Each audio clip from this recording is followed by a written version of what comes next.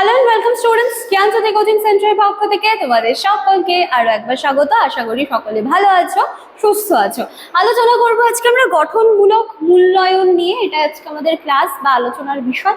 Class বা আলোচনার বিষয় শুরু করার আগে জায়গাটি কিন্তু কম বেশি এখন সকলেই জেনে গিয়েছো, তবুও আমি একবার বলে দিচ্ছি, দুটো কন্ট্যাক্ট নাম্বার দেখতে পাচ্ছ, যে কোনো একটি নাম্বারে কল করে আমাদের সাথে তোমরা সরাসরি যোগাযোগ করে নিতে পারছো। সোম থেকে শনিবারের মধ্যে অফিস আওয়ারে কল করতে হবে। এছাড়া থাকলো কোর্স ফির বিষয়টা 1199 টাকা ধার্য করা হয়েছে মেজর স্টুডেন্টসদের ক্ষেত্রে, সেটা তোমরা যেই সেমিস্টার থেকেই হও না কেন। মাইনর স্টুডেন্টসদের জন্য রয়েছে মাত্র 699 টাকা, 699।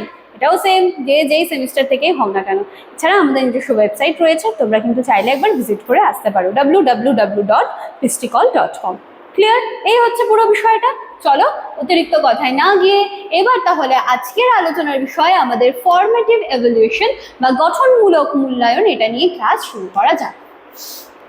দেখো কি বলা হচ্ছে, এই যে ফরমেটিভ এভালুয়েশন বা যেটাকে কি বলে গঠনমূলক মূল্যায়ন, কি এটা একটি ধারাবাহিক এবং নিয়মিত মূল্যায়ন প্রক্রিয়া, যেটা হচ্ছে শিক্ষণ প্রক্রিয়া চলাকালীন সময়ে কিন্তু এই যে ফরমেটিভ এভালুয়েশনটা হচ্ছে, এটি সামেটিভ এভালুয়েশনের মতো শেষ পর্যায়ে না হয়ে পুরো যে শিক্ষণ কাল যে সময়টা চলছে সেটা জুড়ে কিন্তু ছাত্রছাত্রীদের অগ্রগতি পর্যবেক্ষণ করার জন্য ব্যবহৃত হচ্ছে। এর প্রধান উদ্দেশ্য কি, শিক্ষার্থীদের তারা যখন শিখছে সেই সময়টাই প্রসেসটা হচ্ছে, ঠিক আছে। শিক্ষার্থীদের শেখার অবস্থা বোঝা, তাদের দুর্বলতা ও শক্তি চিহ্নিত করা এবং প্রয়োজনীয় সংশোধনমূলক পদক্ষেপ নেওয়া, ঠিক আছে। তো যেমন এখানে বলা হচ্ছে, দেখো সামেটিভ এভালুয়েশনে কি হয় যে একদম শেষ পর্যায়ে গিয়ে একটা মূল্যায়ন করা হচ্ছে, কিন্তু ফরমেটিভ এভালুয়েশনের ক্ষেত্রে কিন্তু শেষ পর্যায়ে হচ্ছে না। এটা কি বলা হচ্ছে, শিক্ষণ প্রক্রিয়া চলাকালীন। এই জায়গাটা ভালো করে কিন্তু দেখবে, ঠিক আছে।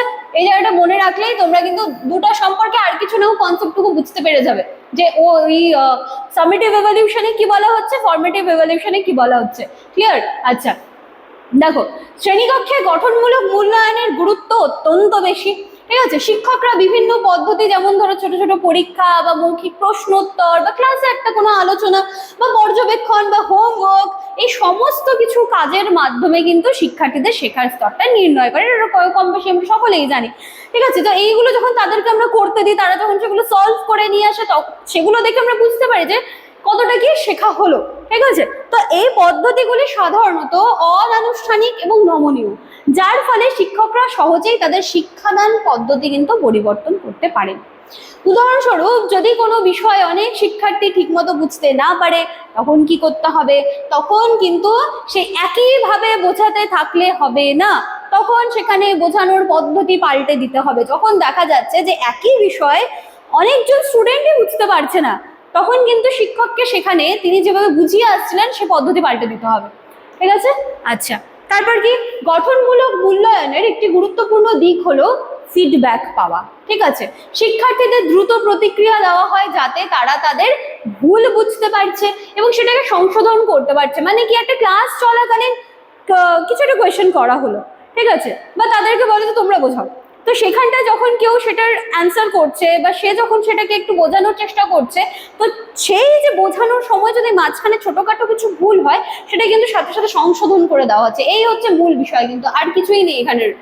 আচ্ছা, তো এর ফলে শিক্ষার্থীদের আত্মবিশ্বাস অনেকটা বৃদ্ধি পাচ্ছে এবং তারা কিন্তু তাদের একটা জিনিস তৈরি হচ্ছে যে আমরাও কিন্তু নিজেদেরকে শেখাতে পারছি। তো এটি শিক্ষার্থীদের সক্রিয় অংশগ্রহণকে অনেকটা উৎসাহিত করে, যেহেতু তারা জানে যে তাদের প্রতিনিয়ত মূল্যায়ন করা হচ্ছে, যার জন্য কিন্তু তারা সবসময় সচেতন। সেটা ক্লাসের পড়া হোক, সেটা বাড়ির থেকে পড়ে আসা হোক, সমস্ত কিছু তারা কিন্তু সবসময় কিন্তু সচেতন থাকছে। তো এছাড়াও এটি পাঠ্যক্রম উন্নয়নেও কিন্তু সহায়ক ভূমিকা পালন করছে। শিক্ষকরা তাদের শিক্ষাদান পদ্ধতি উপকরণের কার্যকারিতা যাচাই করতে পারছেন এবং প্রয়োজন অনুযায়ী কিন্তু পরিবর্তন আনতে পারছেন, ঠিক আছে। আচ্ছা, তবে গঠনমূলক মূল্যায়নের দেখো চলো এরও কিছু লিমিটেশনস রয়েছে, যেমন কি শিক্ষকদের জন্য সময় সাপেক্ষ হতে পারে এবং ঠিকঠাক ভাবে যদি এই মূল্যায়ন প্রক্রিয়া প্রয়োগ না করা হয়, তাহলে কিন্তু এর যে কার্যকারিতা রয়েছে সেটা কিন্তু কমে যেতে পারে।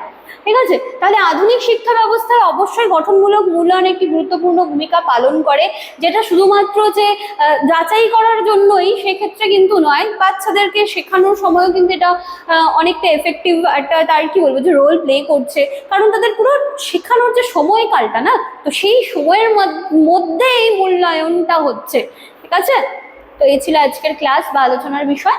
তোমরা যারা চাইছো আমাদের সাথে যোগাযোগ করতে, কর্নারে দুটো কন্ট্যাক্ট নাম্বার দেখতে পাচ্ছ, যে কোনো একটি নাম্বারে কল করে আমাদের সাথে তোমরা সরাসরি যোগাযোগ করে নিতে পারো। এছাড়াও তোমাদের জন্য কিন্তু কমেন্ট সেকশন রয়েছে, যদি কোনো বিষয়, এই যে আলোচনা করা কোনো বিষয় থেকে কোনো জায়গাও তোমাদের বুঝতে যদি সমস্যা হয়, সেই জায়গাটি কমেন্ট সেকশনে লিখে রেখে যাবে, আমি সেখান থেকে চেষ্টা করব সেটাকে কিন্তু পুনরায় আলোচনা করে দেওয়ার। তো আজকের ক্লাস বা আলোচনার বিষয় আমি এখানেই শেষ করছি। দেখা হচ্ছে আবার নেক্সট দিনের ক্লাসে। Thank you.